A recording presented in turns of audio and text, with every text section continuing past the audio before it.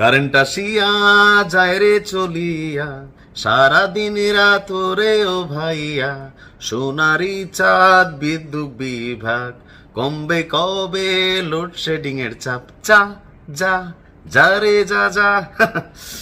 ভাবি অনেক খেপা, তা আগেই তো ভালো ছিলাম। আমি কই না, শোনো, তোমার বুঝতে হবে, কথায় কথায় আগেই তো ভালো ছিলাম বললে হবে না। এই খেলাটা কিন্তু অনেক পুরানো একটা খেলা। এখন এই মুহূর্তে সারা বাংলাদেশে অনেক মানুষ বলার চেষ্টা করছে আগেই তো ভালো ছিলাম। কেন? লোডশেডিং এর একটা যে সিস্টেম তৈরি হয়েছে এই মুহূর্তে বাংলাদেশে, তো এটা নিয়ে অনেকেই খেপা গেছে, অনেকেই সরকারের প্রতি গালাগালি করতেছে। তো যারা গরমে স্বস্তি পেতে চান, স্বস্তির কোনো সুখবর নাই, আরো একটা বড় দুঃসংবাদই দিতে আসছি। তবে ভিডিওর শেষে আসলে আমরা বোঝানোর চেষ্টা করব এই যে লোডশেডিং, এটা কি এই যে নববধূ বিএনপি সরকারের দোষ, নাকি আসলে এটা পার্ট অফ সিস্টেম। যখন কোনো সরকার বা গভর্নমেন্ট একটা ট্রানজিশনাল পিরিয়ড থাকে, তখন আসলে কি কি ঘটে একটু বুঝে করতে হবে। আসুন দেখি বিদ্যুৎ নিয়ে কেন ভয়। তথ্য বলছে, আমি যদি বাংলাদেশের প্রথম সারির গণমাধ্যম যুগান্তর থেকে আমি যেটা দেখলাম, আমার নিজেরই মনে হয়েছে যে এখন পর্যন্ত যারা বাড়িতে আইপিএস টাইপিএস কিনেন নাই, কিনে ফেলেন, সোলার সেট আপ দিয়ে ফেলেন, কারণ সামনে খুবই ভয়াবহ একটা সংকট তৈরি হবে।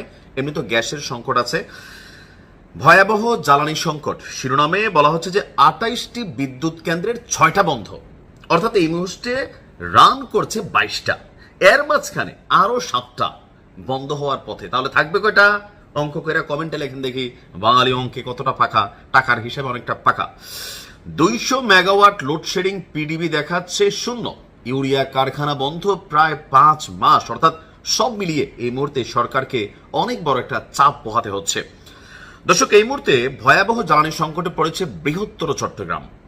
চট্টগ্রামে আমরাও কিন্তু চট্টগ্রাম রেজিমে আছি, যারা কুমিল্লাতে আছি। এই অঞ্চলের 28টি বিদ্যুৎ কেন্দ্রের মধ্যে 6টিতে উৎপাদন বন্ধ হয়ে গেছে এবং 7টি বন্ধ হওয়ার পথে। এসব বিদ্যুৎ কেন্দ্রের বিদ্যুৎ উৎপাদন 3 ভাগের 1 ভাগে নেমে এসেছে। বাকি 13টি বিদ্যুৎ কেন্দ্র উৎপাদনে থাকলেও চট্টগ্রামে লোডশেডিং চরম মাত্রায় পৌঁছেছে। তাপমাত্রা বাড়ার সাথে সাথে সারা দেশে আপনার একটানা যে নিরবিচ্ছিন্ন বিদ্যুৎ, এটা কিন্তু থাকছে না। সরকার নানান পলিসি নিচ্ছে, কিন্তু আসলে এটা এখন ব্যাকআপ করা যাচ্ছে না। মার্কেটগুলোর ব্যাপারে নতুন সিদ্ধান্ত দিয়েছে, শপিং মলগুলোর ব্যাপারে নতুন সিদ্ধান্ত দিয়েছে, কিন্তু এভাবে কিন্তু সমাধান হবে না। সমাধানটা দীর্ঘমেয়াদী, যদিও এটা হুট করে সম্ভব না। ভিডিওর শেষে বলবো আসলে কেন সম্ভব না। একদিকে গ্যাসের সংকট, আরেকদিকে বিদ্যুতের সংকট। আমরা যদি দেখি যে গ্যাস সংকটের কারণে বিগত 5 মাস বন্ধ রয়েছে চিটাগাং ইউরিয়া ফার্টিলাইজার লিমিটেড। এই সার কারখানাটি চালু রাখতে দৈনিক প্রায় 45 MCFD গ্যাস আপনার প্রয়োজন, কিন্তু প্রয়োজনীয় গ্যাস না পাওয়ায় আপনার উৎপাদন ব্যাহত হচ্ছে। চট্টগ্রাম সহ সারা বাংলাদেশে এই মুহূর্তে বিদ্যুতের যে সংকট, তো কেন আসলে এই সংকটগুলো আসুন দেখি। পল্লী বিদ্যুতের আন্ডার আমরা যারা আছি, তারা তো মারা খাইতে খাইতে খবর নাই। অনেকে আছে যে মোস্তাম ভাইয়ের বউর মতন বিদ্যুৎ বিলের জন্য আসলে বা ওই যে রিডিং নিতে আসলে তাদেরকে ধরে ধোলাই টোলাই দিচ্ছেন, কিন্তু লাভ হবে না। আপনার বুঝতে হবে সমস্যাটা কোথায়। একটা সরকার যখন ক্ষমতা থেকে সরে যায়, নতুন একটা সরকার আসে, ওই সরকারের, যেহেতু আমরা বাংলাদেশ তৃতীয় বিশ্বের দরিদ্র দেশ, মুখে মুখে আমরা সিঙ্গাপুর টিঙ্গাপুর বলি, স্বপ্ন দেখায়, বাট রিয়েলিটি হচ্ছে বাংলাদেশ খুবই দরিদ্র একটা দেশ।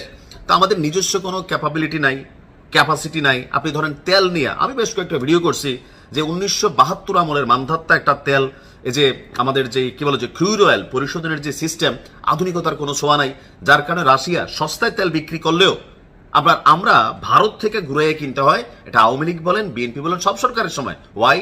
কারণ রাষ্ট্রায়ত্ত একটাই ক্রুড অয়েল এই পরিশোধন কোম্পানি আছে, বাট ওটা ফুললি আপনার আধুনিক না। এখন রাষ্ট্রের দরকার হচ্ছে একটা বৃহত্তর প্রজেক্ট নিয়ে তেল শোধনাগার করা।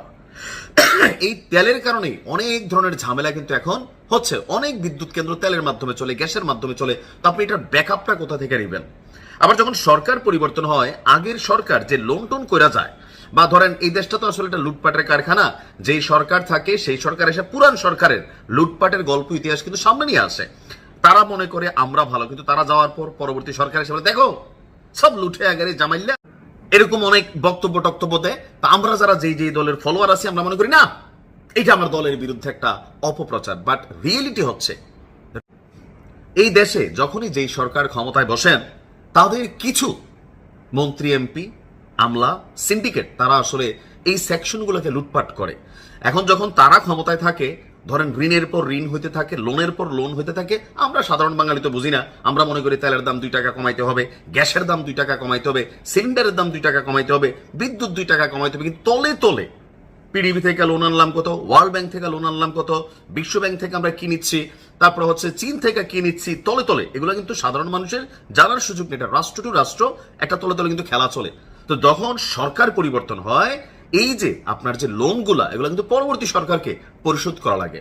আর যখন হুট করে সরকার পরিবর্তন হয়, সিস্টেম একটা ধাক্কা খায়। এই ধাক্কার মধ্যে দেখা যায় যে তলে তলে অনেক কিছু নাই। নতুন সরকার বসার সাথে সাথে আসলে কিন্তু এটাকে হুট করে রাতারাতি সলিউশন করতে পারবে না। এখন বিএনপি সরকার যত কথাই বলুক, এই মুহূর্তে তেল এবং গ্যাসের যে সংকটটা, এটা খুবই বড় আকারের। সরকার সর্বোচ্চ চেষ্টা করছে, কিন্তু শতভাগ এটা রিকাভার করা সম্ভব না। এটার জন্য সময় লাগবে। হয়তো আগামী বছরে এমন দিনে এতটা বিদ্যুৎ সংকট হবে না। কেন? বিএনপি সরকার ক্ষমতায় বসে, তারা মতন করে মেকানিজম করবে। বাঙালি কারণ জানে যে পাবলিকের যে মৌলিক চাহিদা তেল, গ্যাস, বিদ্যুৎ, পানি, এগুলোর মধ্যে হাত পড়লে বাঙালির বিগ্রাইতে সময় লাগে না। এটা সরকার কিন্তু বোঝে। সো তারা তাদের মতন করে আবার একটা মেকানিজম করে এই বিদ্যুতের একটা ব্যবস্থা করবে। হয়তো ভারত থেকে আনবে, নয়তো নেপাল থেকে আনবে, নয়তো আমাদের নিজস্ব কোনো সোর্স ক্রিয়েট করা ট্রাই করবে। তবে আমি মনে করি এই হাওলাইত্যা বিদ্যুৎ আনা, ধরেন এই গ্যাস আনা, এই তেল আনা, এগুলাকে বন্ধ করে বাংলাদেশের উচিত, রাষ্ট্রের উচিত একটা বড় ধরনের মেগা প্রকল্প হাতে নেওয়া। সারা বাংলাদেশের মানুষ দোয়া করবে, ভবিষ্যতে ভোটও দিবে। কখন? যখন একটা আপনার ক্রুড অয়েল রিফাইনারি, আমার কাছে মনে হয় এটার কোনো বিকল্প নাই। ভারত থেকে তেল আনি আমরা, দেখেন না এই লাইন দিয়া হাজার হাজার লিটার, মিলিয়ন বিলিয়ন লিটার কেন আনি? কারণ ভারত রাশিয়া থেকে ধরেন 1 টাকা দামে তেল কিনে, এটা আমরাও পারি। কিন্তু 1 টাকা দামের যে তেলটা, এটা হচ্ছে অপরিশোধিত তল, অর্থাৎ আপনার ক্রুড অয়েল যেটাকে বলা হয়ে থাকে, এটাকে পরিশোধন করতে হবে, এরপর এটা জ্বালানির যোগ্য হয়। ওই ভারত কি করে 1 টাকা দিয়ে কিনা নিয়া এটাকে পরিশোধন করে সাইরানা, খরচ হয় 1.25 টাকা, বাংলাদেশের কাছে ধরেন বিক্রি করে 2 টাকা, আদানির মতন বড় বড় ধনকুবেররা। তো বাংলাদেশ কেন পারি না? আমি এটা জানিও না। যদি মনে হয় কখনো রাষ্ট্রের আসলে অর্থনৈতিক ফান্ড সমস্যা আছে, তাহলে পাবলিকরা আহ্বান করুক। আমরা যার যার মতন 5,000 10,000 প্রবাসীরা লাখ লাখ টাকা দিয়া একটা ক্রুড অয়েল রিফাইনারি আমার মনে হয় যেটা এস্টাবলিশ করা দরকার। এমনকি বিদ্যুতের সমস্যা সমাধানের জন্য দীর্ঘমেয়াদী প্রকল্প নিতে হবে, সোলারের উপর ডিপেন্ড করতে হবে, অনেক কিছু এখানে কানেক্ট করতে হবে। রাস্তায় যে বাতিগুলো আছে এগুলোকে সৌরবাতিতে নিতে হবে, অর্থাৎ এগুলো ফুললি আপনার একটা সিস্টেমের মধ্যে আনতে হবে। নয়তো আপনি এটা কখনোই এটা সম্ভব না বাংলাদেশের মতন এই দেশগুলোর। যারাই সরকার আসে তারা চাপে পড়বে। এই সরকারের পরে যেই সরকার আসবে তারও এসে দেখবেন যে এরকম 1-2 বছর চাপে পড়বে। তো তার চাপটা হয় কি, আমরা যারা সাধারণ মানুষ আছি তাদের উপর দিয়ে যায়। তো আমি মনে করি এই বিদ্যুতের সংকট কাটানোটা রাতারাতি সম্ভব না, এটাতে সময় লাগবে। আর আমরা যারা আছি, অতিরিক্ত এসি ব্যবহার করবেন না, অতিরিক্ত যে লাইট আছে এটা ব্যবহার করবেন না। আপনার কাছে মনে হচ্ছে আমার ঘরে একটা লাইট জ্বলে, গরম লাগতেছে, বাসায় এসি আছে, আপনি কয়েক ঘন্টা চালাই অফ করে দেন। অতিরিক্ত লাইট আপনি জ্বালাচ্ছেন, এটা কিন্তু বিদ্যুৎরে খাচ্ছে। আর যদি পারেন টাকা পয়সা একটু থাকে, সোলার একটু অ্যাডজাস্ট করে নেবেন, এটাতে রাষ্ট্রেরও সেভ হবে, আপনারও সেভ হবে, ঘুরা ফিরা এটা দেশ এবং দেশের জন্য উপকার হবে। আশা করি এ ব্যাপারে সরকারের যারা ঊর্ধ্বতন কর্তৃপক্ষ আছেন, আমরা গরিব মানুষ, ছোট মানুষ, কিন্তু আমাদের কথা অনেক সময় আমলে নিয়ে না আর কি। মানে আমরা যে পলিসিগুলো বলছি, হয়তো আরো অনেক পলিসি আছে, যারা পলিসি মেকার তারা ভালো বোঝেন। তো ভালো থাকবেন, আজকের মতো বিদায় নিচ্ছি। আসসালামু আলাইকুম।